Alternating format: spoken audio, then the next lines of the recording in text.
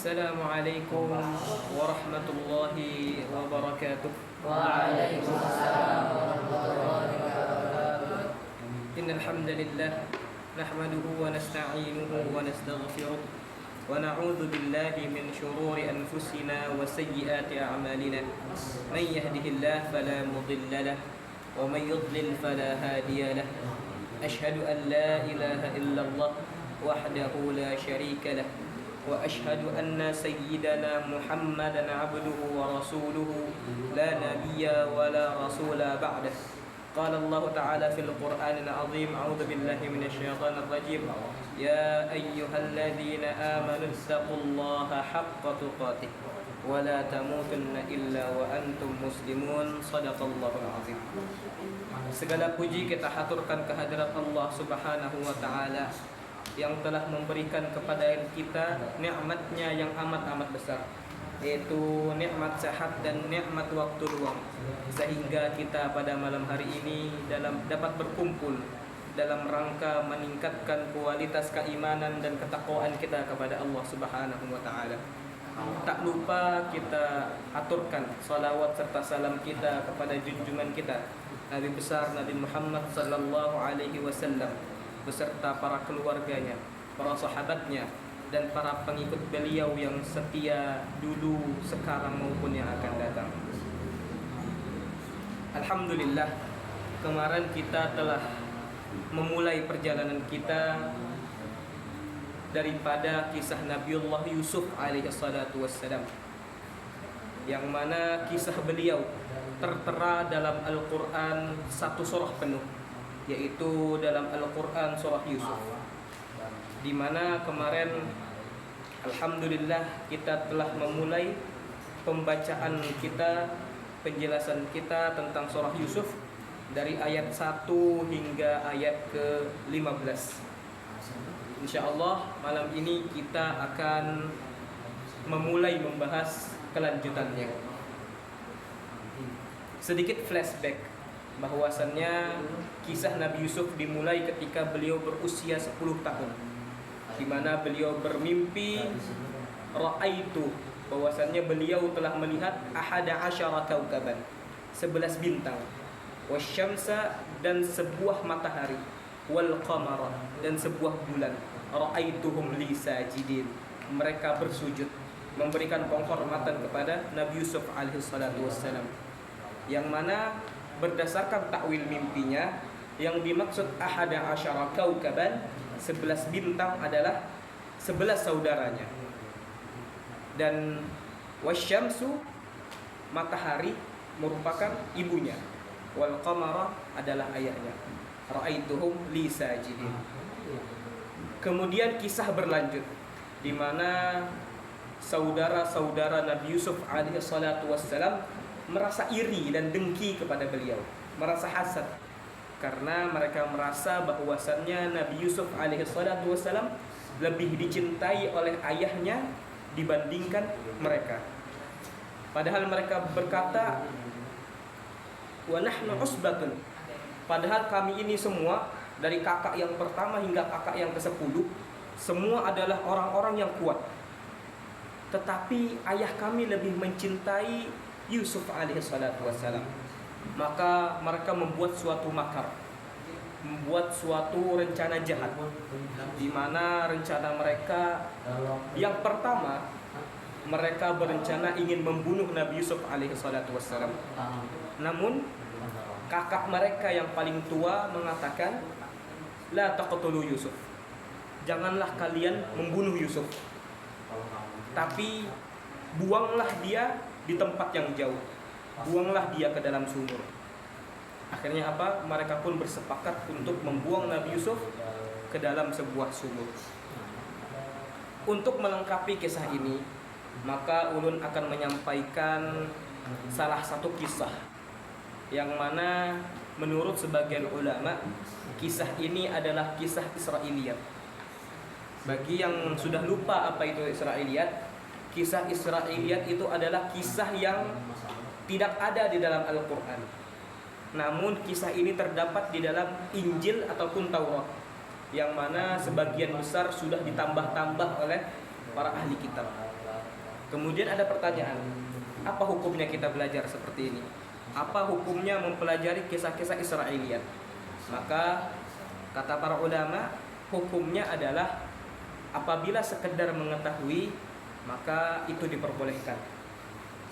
Sekedar ingin tahu, sekedar ingin memperluas wawasan, maka itu diizinkan.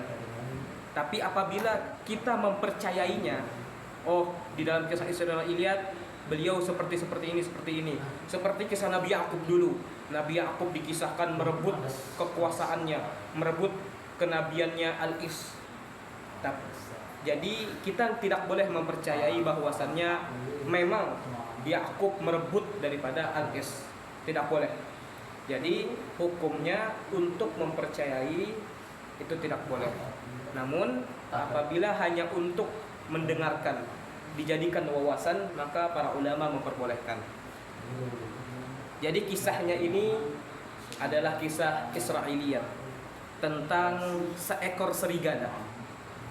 Mungkin ada beberapa yang sudah tahu kisah seekor serigala yang mana berkaitan dengan Nabi Yusuf alaihissalatu wassalam.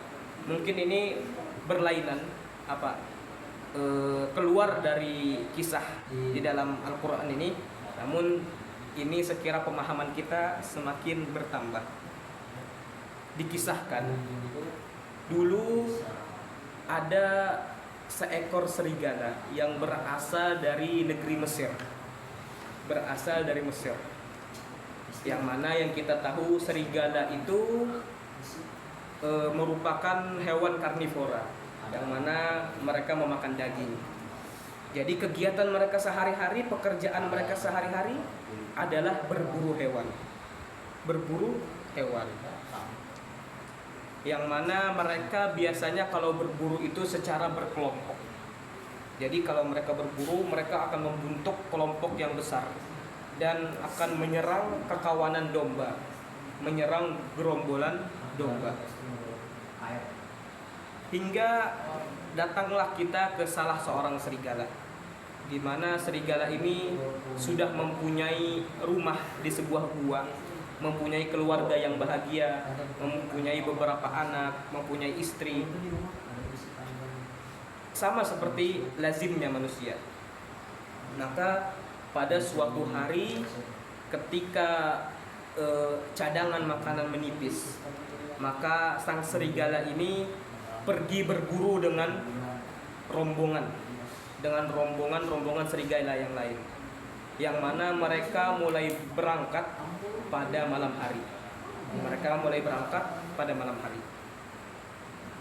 Karena ketika itu waktu sedang malam hari, qadarullah, maka serigala yang tadi, yang tokoh utama ini tersesat. Dia tersesat dari kekawanan serigala-serigala yang lain. Akhirnya mereka terpisah jauh, entah di mana sudah gerombolannya. Maka serigala yang tersesat tadi secara otomatis terus mencari kekawanannya, mencari teman-temannya, gerombolannya, hingga akhirnya serigala ini melewati suatu kampung, qaryah, suatu kampung yang mana kampung itu tidak terlalu besar. Akhirnya serigala tersebut ketika melewati kampung tersebut mencium bau-bau yang enak, bau-bau yang sedap. Ketika diintip-intip, itu adalah kandang domba. Jadi ada sebuah rumah ini mempunyai kandang domba dan mempunyai domba yang sangat banyak. Maka akhirnya serigala tersebut tertarik dengan rumah tersebut.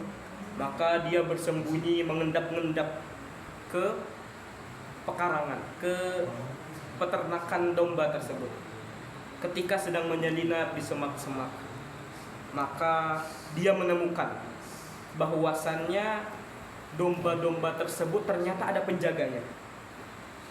Di sini rumah, kemudian di belakang rumah ada kandang domba. Dan di dekat kandang domba itu terlihat ada api unggun yang menyala. Api unggun besar yang menyala. Ada yang tahu api unggun, api apa itu? Ternyata ketika serigala tersebut mendekati sumber api unggun tersebut, maka dia menemukan ada banyak lelaki di situ. Ada banyak pemuda-pemuda yang masih kuat, badan-badan mereka besar, dan mereka terlihat seperti sangat serius sedang merencanakan sesuatu. Sebenarnya serigala ini tidak peduli mereka mau ngomong apa kek, mau ngapain, nggak peduli. Serigala itu cuman mencari kesempatan. Kalau mereka lengah, maka serigala itu akan mengambil satu domba dari kandang tersebut. Tujuan awal serigala hanya ingin menunggu manusia-manusia itu tertidur, lengah. Namun ketika dia bersembunyi, serigala itu mendengarkan sebuah rencana, sebuah makar, yang mana sampai serigala itu berkata, "Wahai Tuhanku, sungguh inilah mengapa dikatakan bahwasannya dari seluruh binatang yang paling menyeramkan, maka manusia lebih menyeramkan dari binatang tersebut." Yang mana kata para ulama disebutkan bahwa manusia ini mempunyai dua hal yang sangat penting di dalam tubuh mereka. Yang pertama adalah nafsu, yang kedua namanya aklun atau akal. Kata para ulama, kalau misalnya akal manusia bisa mengalahkan nafsunya, wallahi, maka manusia itu lebih mulia daripada malaikat apabila akalnya berhasil mengalahkan nafsu. Coba kita lihat malaikat. Malaikat betul mereka beribadah terus. Tapi apa? Kekurangan mereka tidak punya nafsu. Makanya ada di dalam syair Aqidatul Awam itu tertulis la aklala. Malaikat itu tidak makan, wala syurba. Mereka juga tidak minum, wala nauma lahum. Mereka juga tidak minum. Dan mereka juga tidak tidur. Jadi sifat malaikat, mereka tidak makan, tidak minum, tidak tidur, dan tidak menikah. Artinya apa? Malaikat Allah berikan akal, tapi mereka tidak diberikan nafsu. Makanya kata para ulama, kalau misalnya manusia akalnya mengalahkan nafsunya, maka dia jauh lebih mulia daripada malaikat. Buktinya apa? Ada di dalam Al-Quran bahwasannya Allah menyuruh para malaikat untuk bersujud kepada Nabi Adam alaihi salatu wassalam. Padahal ketika itu malaikat sudah ribuan tahun menyembah Allah Subhanahu wa taala. Sedangkan Nabi Adam baru saja diciptakan. Tidak sampai sehari, tidak sampai 1 jam. Tapi apa kata Allah? Usjudu li Adam. Sujudlah kepada Adam. Dan ketika itu ada satu malaikat yang paling mulia yang bernama Azazil. Dia tidak pernah bermaksiat. Dia tidak pernah berzina. Dia tidak pernah mencuri.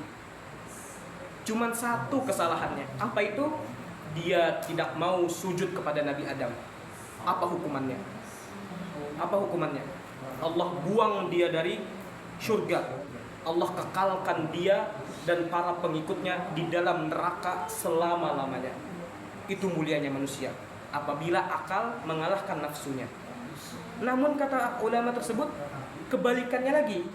Kalau misalnya nafsu lebih tinggi, lebih kuat daripada akalnya, wallahi, seburuk-buruknya iblis, seburuk-buruknya binatang, lebih buruk manusia tersebut. Contohnya apa?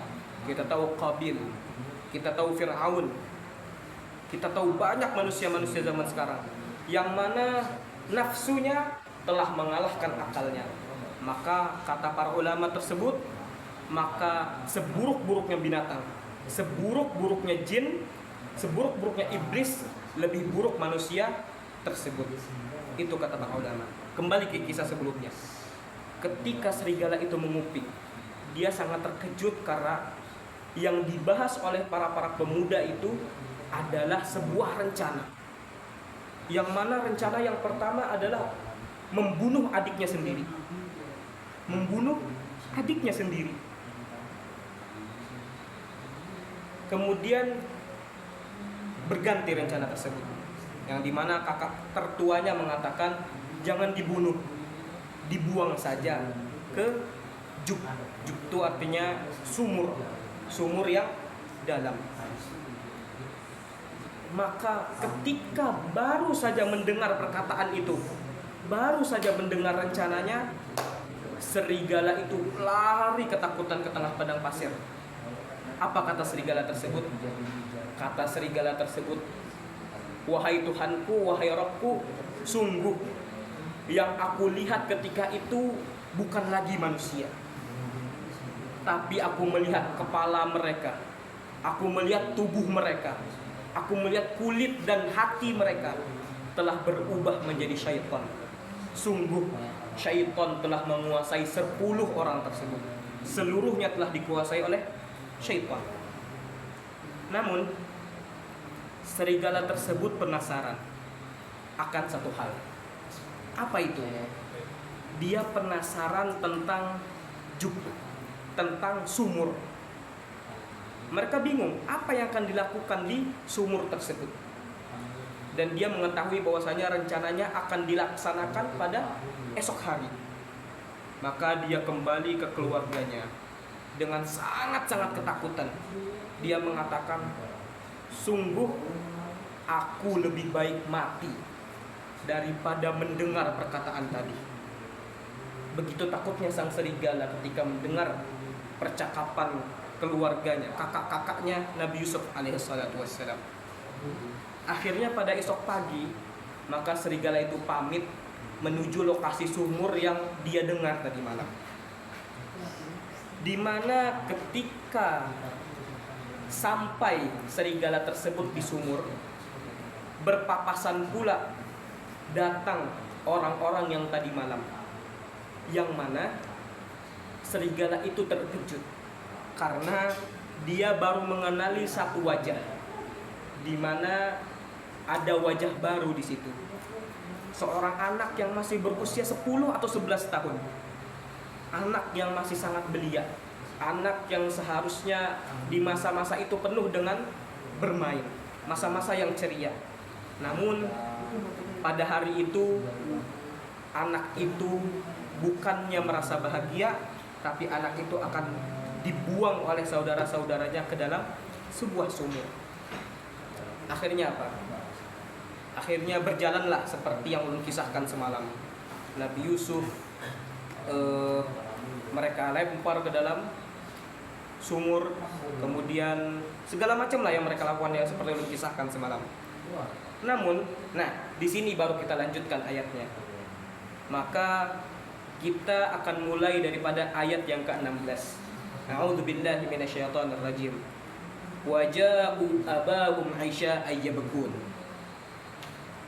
Mereka, kata Allah Subhanahu wa taala, setelah membuang Nabi Yusuf, mereka bingung. Apa alasannya?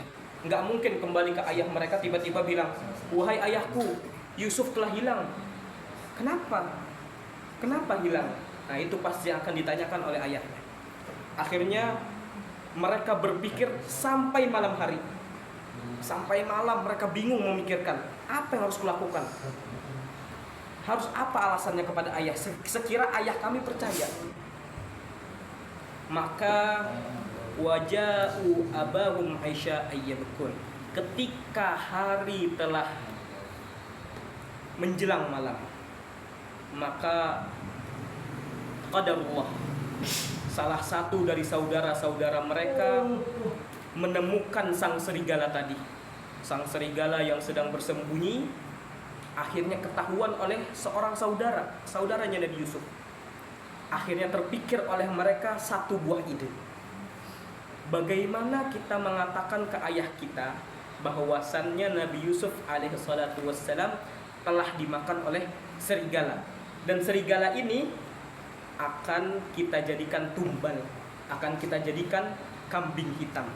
Maka 10 saudara tadi bersama-sama mengejar serigala yang sendirian tadi. Maka qadarullah, serigala tadi berhasil ditangkap. Kakinya diikat di sebuah dahan pohon. Kemudian serigala tersebut dipukuli segala macam sehingga berdarah, sehingga terlihat seperti ada perkelahian. Kemudian apa yang mereka lakukan? Sebelum mereka melemparkan Nabi Yusuf ke dalam sumur, mereka sempat membuka bajunya Nabi Yusuf. Kemudian yang mereka lakukan adalah mereka menyembelih seekor domba.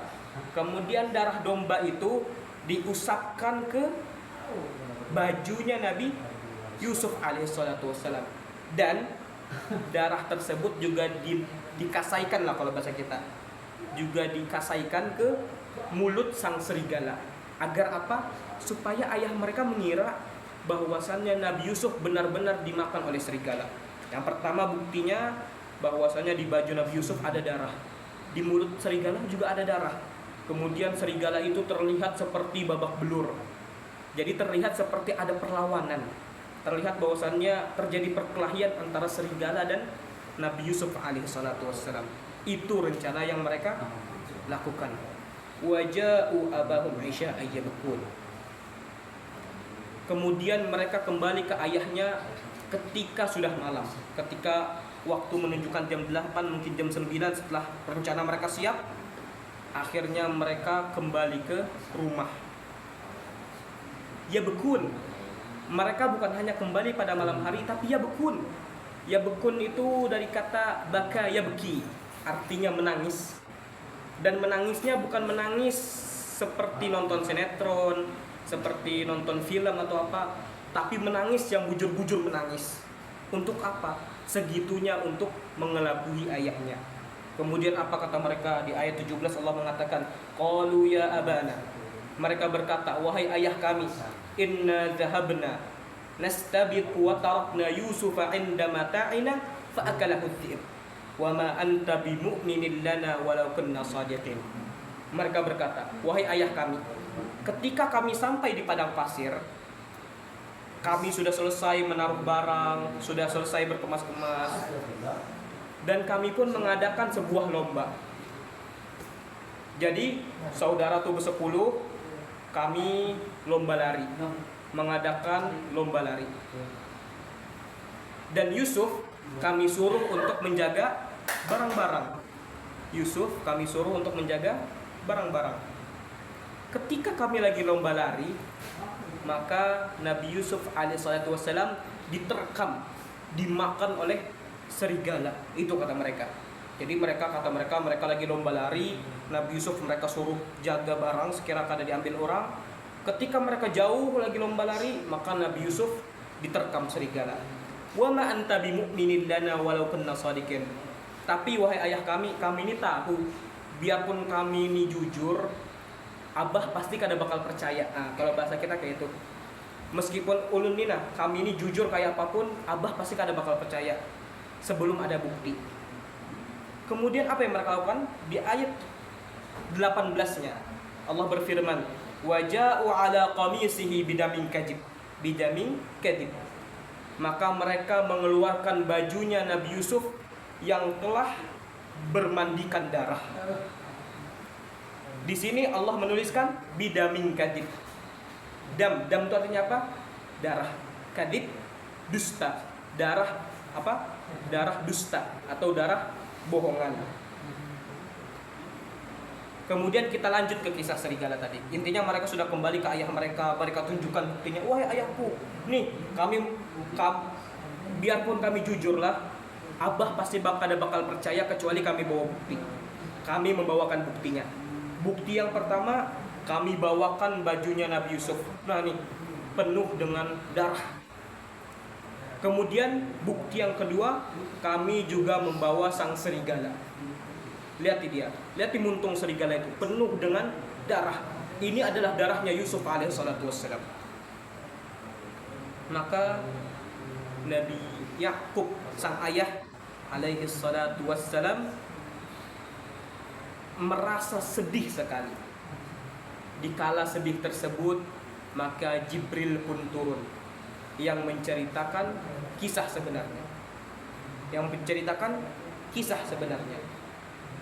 Akhirnya apa? Karena Nabi Yakub ini terkenal sebagai nabi yang lemah lembut. Apalagi beliau sudah tua. Dan anak beliau ada 10 orang yang kuat-kuat, usbah. Maka Nabi Yakub masih belum berani menyampaikan fakta tersebut. Maka dia pun mengatakan, lepaskan serigala itu, kurung dia di suatu ruangan, nanti aku akan sholat kepada Allah Subhanahu wa Ta'ala. Setelah sholat aku akan menemui serigala tersebut. Maka dilakukanlah oleh anak tersebut. Di rumah itu ada sebuah ruangan yang tidak ada isinya, dan diletakkanlah serigala tersebut di situ. Diletakkan. Kemudian Nabi Yakub sholat 2 rakaat dulu. Kemudian setelah selesai sholat, beliau menemui serigala tadi. Maka ketika pertama kali mereka bertemu, maka sang serigala yang awalnya ketakutan, kesakitan, bingung, tiba-tiba wajahnya tersenyum. Sang serigala tersenyum. Kenapa? Karena mengetahui bahwasannya yang ada di depannya adalah Nabi Yakub, Nabi Allah Subhanahu wa Ta'ala, seorang nabi yang sangat mulia. Tapi di satu sisi dia pun juga sangat sedih. Jadi satu sisi dia senang karena dia bertemu dengan makhluk Allah yang paling mulia. Namun dia sangat sedih karena dia baru tahu bahwasannya anak kecil yang tadi dibuang ke sumur adalah seorang anak kecil yang kelak di masa depan akan menjadi seorang nabi.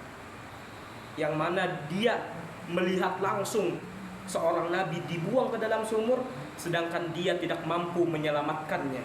Maka dia merasa sangat bersedih.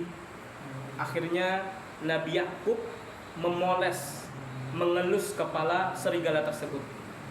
Qadarullah, maka serigala tersebut dapat berbicara. Nabi Yakub bertanya, "Wahai serigala, apakah engkau benar-benar membunuh Yusuf? Apakah engkau benar-benar membunuh anakku yang bernama Yusuf?" Maka apa kata serigala tersebut? "Wahai Nabiullah, sungguh sejahat-jahatnya binatang yang ada di muka bumi ini, seburuk-buruk binatang, sejelek-jelek binatang yang ada di muka bumi ini, tidak ada satupun yang ingin menyakiti Nabiullah, Nabi yang Allah utus. Tidak akan ada. Maka mustahil bagiku, mustahil dilakukan oleh seluruh serigala yang ada di dunia, mustahil dilakukan oleh seluruh binatang yang ada di dunia, bahwasannya aku telah memakan Nabiullah Yusuf alaihissalatu wassalam. Apabila aku benar-benar memakan Nabi Yusuf alaihissalatu wassalam, semoga Allah menghancurkan mulutku, menghancurkan mulut seluruh serigala yang ada di dunia ini." Akhirnya Nabi Yakub percaya, karena memang dari awal beliau memang sudah diberitahukan oleh malaikat Jibril alaihissalatu wassalam. Akhirnya apa yang dilakukan oleh Nabi Yakub? Nabi Yakub melepaskan ikatan yang mengikat serigala tadi, kemudian mengelus seluruh luka yang ada di tubuhnya. Dan qadarullah, salah satu mukjizat Nabi Yakub alaihissalatu wassalam, beliau berhasil menyembuhkan seluruh luka yang ada di serigala tersebut. Kemudian setelah sembuh, setelah dilepaskan, maka Nabi Yakub berkata, "Wahai serigala, pergilah ke keluargamu.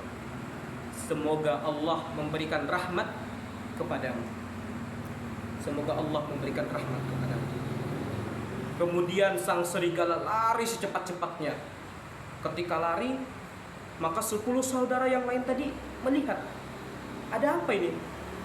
Ada apa? Maka salah satu dari mereka mengatakan, "Ayah kita telah melepaskan seorang monster. Ayah kita sungguh dalam kesesatan yang nyata. Ayah kita sedang dirasuki oleh syaitan. dia melepaskan seekor binatang yang sangat berbahaya, dia melepaskan seekor monster. Maka Nabi Yakub menjawab anak-anaknya seperti ini, qala bal sawwalat lakum anfusukum amra fasabarun jamil wallahul musta'an ala ma tasifun. Qala bal sawwalat lakum anfusukum amra. Wahai anak-anakku, Nabi Yakub tidak secara frontal mengatakan, wahai anak-anakku, aku sudah tahu kalian berbohong macam-macam. Nabi Yakub tidak berkata seperti itu. Untuk menjaga hati anak-anaknya agar tidak makin panas kondisi, maka Nabi Yakub mengatakan, sungguh cuman kalian yang menganggap kalian itu baik. Diri kalian masing-masing aja menganggap apa yang kalian lakukan itu baik. Fasabarun jamil. Aku cuma bisa bersabar kepada Allah. Sungguh kesabaran itu sungguh indah. Wallahul musta'anu ala ma tasifun. Dan aku memohon kepada Allah seluruh pertolongan. Dan aku hanya memohon kepada Allah pertolongan terhadapku. Itu kata Nabi Yakub alaihi salatu wassalam. Maka selesailah kisah, kalau kita bisa bilang, selesailah bab pertama atau chapter pertama dari kisah Nabi Yusuf alaihi salatu wassalam. Tapi sekali lagi ulun disclaimer, ulun sampaikan bahwa apa yang ulun kisahkan tadi termasuk salah satu kisah Israiliyat atau kisah-kisah yang terdapat di dalam Injil dan Taurat, yang mana bisa jadi kisah-kisah tadi telah ditambahkan oleh orang-orang ahlul kitab. Orang-orang ahlul kitab. Jadi apakah kita mempercayai bahwasanya bujur-bujur ada serigala yang kau bepandir, batu serigalanya apalah macam-macam segala macam? Maka kita tidak boleh mempercayainya, tapi hanya sekedar mengetahui, menambah pemahaman kita. Kita lanjut sedikit. 2 ayat terakhir. Bismillahirrahmanirrahim. Wa ja'at sayyaratun fa arsalu waridahum fa adla dalwa. Tadi kan kita membahas saudaranya. Sekarang kita akan membahas Nabi Yusufnya. Ketika Nabi Yusuf di dalam sumur, maka kalau menurut pendapat sebagian ulama, salah satunya Imam Ibnu Katsir, beliau di dalam sumur selama 3 hari. Di mana dalam 3 hari tersebut para malaikat, para ulama mengatakan itu adalah Jibril dan Mikail, mengirimkan makanan ke dalam sumur tersebut.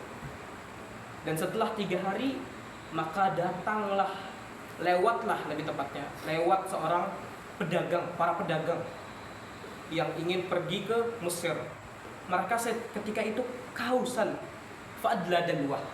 Akhirnya apa? Karena mereka kehausan, mereka melihat sumur, maka mereka melempar air, ember. Mereka melemparkan ember ke dalam sumur tersebut. Ketika sudah di dalam, tiba-tiba Nabi Yusuf mengetok-ngetok ember tersebut, sehingga para musafir itu, para pedagang tadi mengatakan, qala ya busyra hada ghulam. Apa kata mereka? Wahai teman-temanku, lihat di bawah ini, di dalam sumur ada kabar gembira. Apa itu?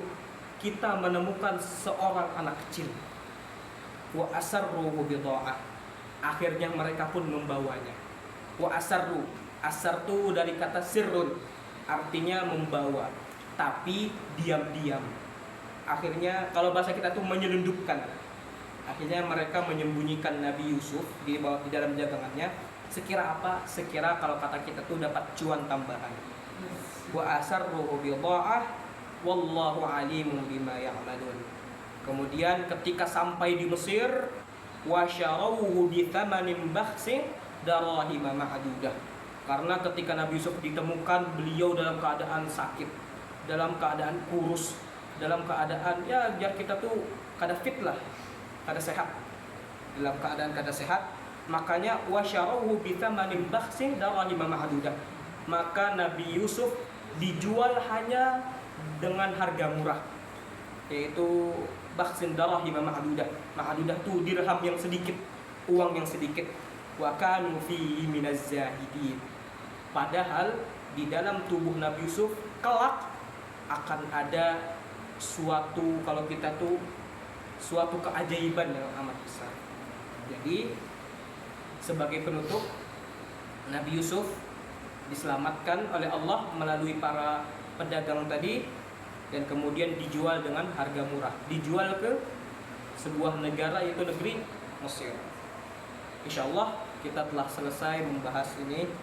Alhamdulillah kita telah mencapai di ayat ke-20 di mana kita mungkin akan mulai beberapa pertemuan lagi untuk membahas Nabi Yusuf alaihissalatu wassalam. Ya, bisa dicatat mungkin kita sudah sampai ayat ke-20. Mungkin nanti di pertemuan yang akan datang kita akan membahas chapter kedua dari kisah Nabi Yusuf, yaitu kisah tentang apa? Nabi Yusuf dan Zulaikha, yaitu istrinya seorang perdana menteri di Mesir. Wallahu a'lam bishawab. Jadi sebelum menutup ini seperti biasa ya, bagi yang orang-orang yang mendengarkan